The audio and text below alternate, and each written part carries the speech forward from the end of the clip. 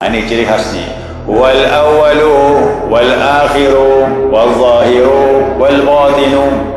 Dia yang awal, dia yang akhir, dia yang batin, dia yang zahir. Maka baqa itu sifat salbiyah. Apa salbiyah? Menolak yang tidak layak bagi Allah. Kalau terbetik pada pikiran dan hati atau pertanyaan orang, apakah Allah berakhir dengan tiada? Mustahil. Salbiyah itu tak layak bagi Allah Subhanahu wa taala.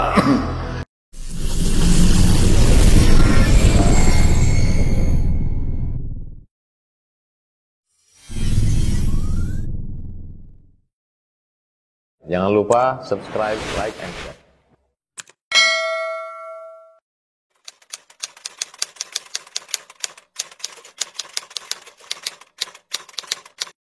Memasuki sifat yang ketiga. Sifat yang ketiga yang wajib kita imani dan kita ketahui, yakni baqa. Ya, baqa artinya kekal. Pembahasan baqa ini dia berpasangan dengan qidam. Ya, qidam yang kemarin. Nah, setiap qidam maka pasangannya baqa. Apa itu baqa? Artinya kekal. Ya, kekal. Dalam pengertian tauhid, ya, baqa ini ibaratun an adamil akhirati lil wujud. Ya, ini pengertian baqa meniadakan berakhirnya pada wujud Allah. Kalau kemarin qidam artinya tidak ada awal pada wujud Allah. Kalau qidam tidak ada awal pada wujud Allah, maka pasangannya baqa, tidak ada akhir pada wujud Allah. Itu namanya pasangan. Ya. Kalau dia tidak ada awal, maka dia tidak ada akhir. Itu pasangannya. Nah, kalau ada awal, berarti dia makhluk. Semua makhluk ada awal. Kalau dia berakhir, ya sama juga makhluk. Makhluk ada awal, ada akhir. Nah, baqa adalah adamil akhir lil wujud. Tidak ada akhir bagi wujud Allah. Sebagaimana qidam tidak ada awal bagi wujud Allah, maka baqa tidak ada akhir bagi wujud Allah. Itu definisi itu harus paham dulu. Ulama juga berpendapat, ulama-ulama ahli tauhid menyatakan baqa itu pada hak Allah Subhanahu wa taala istimrarul wujud fil mustaqbal ila ghairi nihaya. Senantiasanya wujud Allah Subhanahu wa taala pada masa yang akan datang tanpa kesudahan. Sebagaimana qidam senantiasanya wujud Allah dengan tanpa start mulai. Ya, tidak ada mulai bagi wujud Allah. Nah, itu pasangannya begitu. Ya. Nah, sekarang kita sudah memahami tauhid ini. Bagaimana ke depannya? Tidak ada akhir pada wujud Allah. Senantiasanya wujud Allah yang tidak ada akhirnya, yang tidak ada kesudahan. Sebagaimana qidam senantiasa wujud Allah tanpa awal, tanpa permulaan.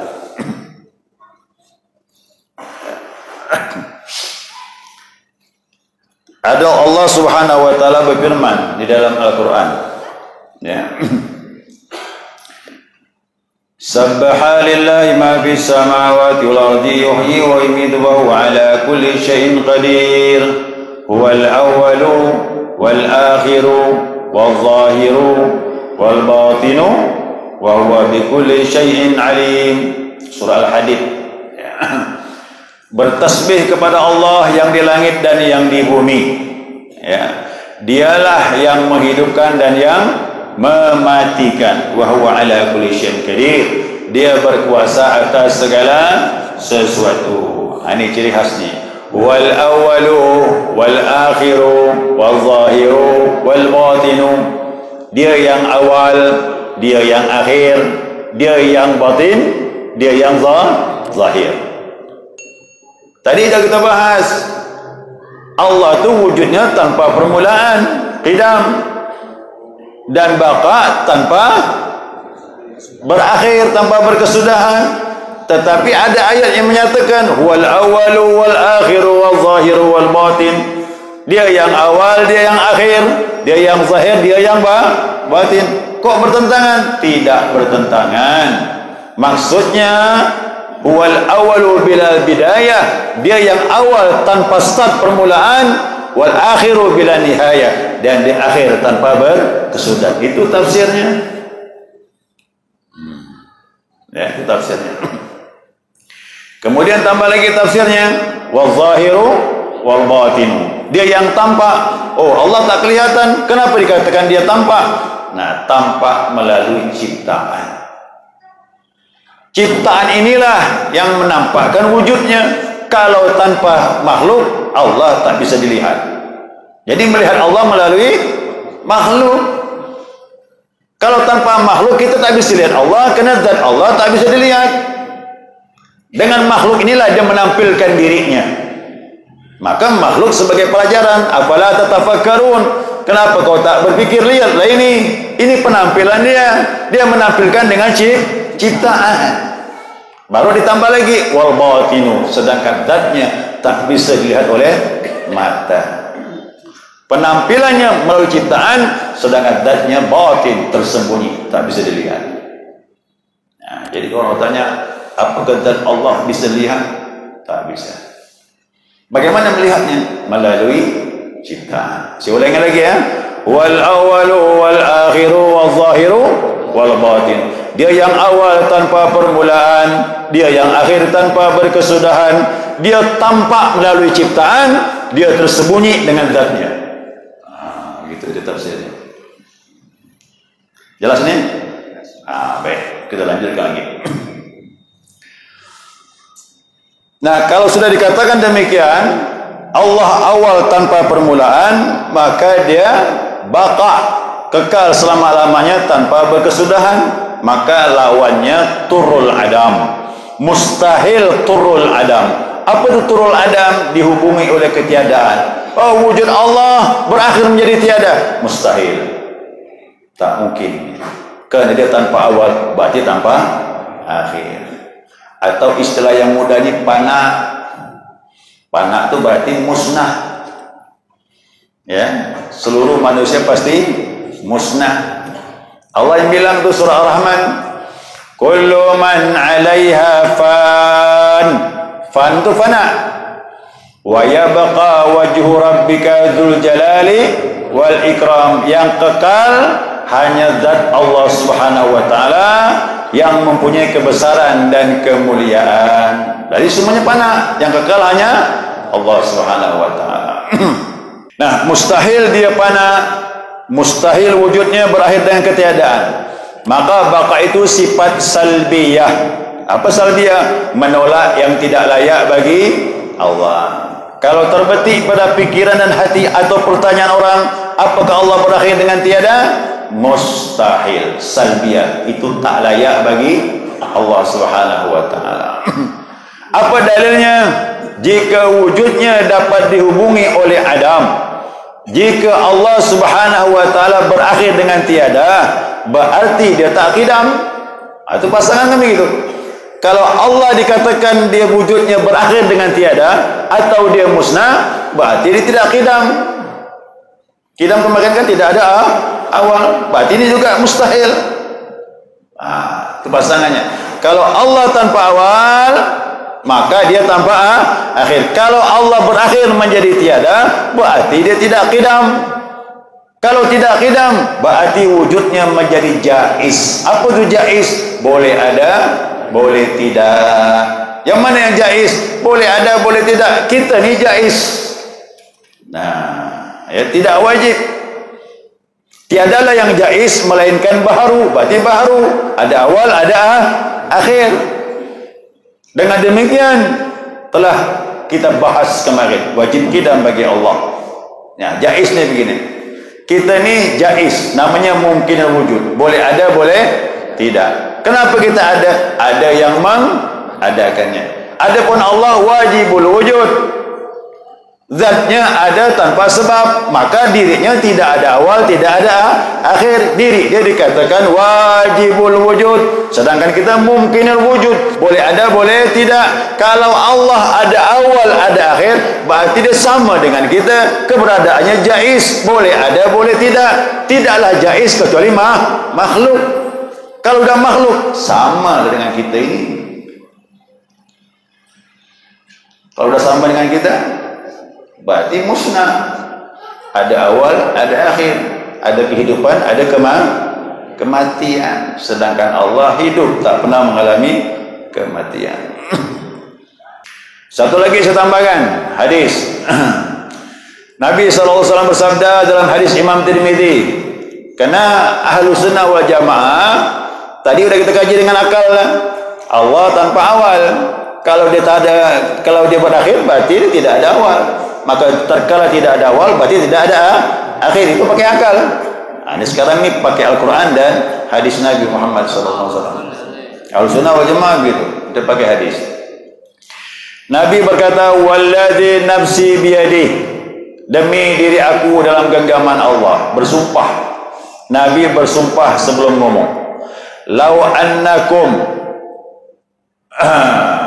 apa tadi ni? Lau annakum walaitum bihablil ardi, apabila kalian merentangkan tali, ya, merentangkan tali sampailah ke bumi, sepanjang apa tali itu? La habita 'ala Allah, niscaya ujungnya akan sampai kepada Allah. Bingung tak ni? Kalau kau merentangkan tali, kata Nabi, niscaya ujungnya pun akan sampai kepada Allah. Artinya sesuatu itu belum ada, Allah sudah ada. Tatkala musnahnya sesuatu, Allah tetap ada. Berarti sesuatu itu dikuasai oleh Allah. Maka dikatakan wa huwa bikulli syai'in muhit, dia meliputi segala sesuatu. Sebelum ada sesuatu, dia sudah ada. Tatkala musnah sesuatu, dia tetap ada. Maka Allah, Nabi membaca wal awalu wal akhiru wal zahiru wal batin. Itu ayat dibaca Nabi setelah Nabi mengungkapkan. Nah, sekarang ni kita mau sembunyi di mana? Sebelum kita ada, kita telah dikuasai Allah roh kita. Tatkala kita ada, kita dikuasai. Tatkala kita musnah, dia tetap ada. Maka manusia tidak ada yang tidak dikuasai oleh Allah Subhanahu wa taala. Ya, baik. Kesimpulannya, jikalau dia dapat dihubungi oleh Adam, kalaulah Allah berakhir dengan tiada, niscaya menjadilah sebagian dari jumlah sebagian mungkin wujud. Berarti Allah sama dengan kita. Kalau Allah musnah, sama dengan kita. Apa bedanya dengan kita ini? Ya, kita dulu dah ada, sekarang ada, tapi ingat sebentar lagi menjadi tiada. Kalau Allah seperti itu, berarti sama dengan kita. Dan ini mustahil bagi Allah Subhanahu wa taala. Maka dengan demikian, tatkala ditetapkan Allah qidam, wujudnya tanpa awal, maka wajib baginya baqa, wujudnya tidak ada akhir. Nah, sekarang jamaah kalau mengucapkan kalimat tauhid la ilaha illallah, apa maknanya? Tambah lagi, la baqi illallah, la baqi bihaqqin illallah. Tidak ada wujud yang kekal, cuma satu saja, illallah, kecuali hanya Allah. Sebagaimana kemarin, la qadim bihaqqin illallah, tidak ada wujud yang tanpa awal, cuma satu, kecuali hanya Allah. Tidak ada wujud yang kekal, kecuali cuma satu, illallah, kecuali hanya Allah. Fahamkan tu? La ilaha illallah, la baqi illallah, la baqi illallah. Tidak ada yang kekal kecuali hanya Allah. Itu makna zikir, tambah lagi. Ya, kemarin la wajibal wujud illallah, la ilaha illallah, la wajibal wujud illallah. Tidak ada wujud yang wajib adanya tanpa sebab kecuali cuma Allah. la qadim, tidak ada wujud tanpa awal illallah, kecuali hanya Allah. Tambah lagi pembahasan malam ini, la baqi illallah, tidak ada wujud yang kekal kecuali hanya Allah. Ini kita bawa mati ini. Ya, ini akidah, diikat dengan hati dan dibawa mati macam ini. Nanti sampai sifat 20 terakhir nanti insyaallah.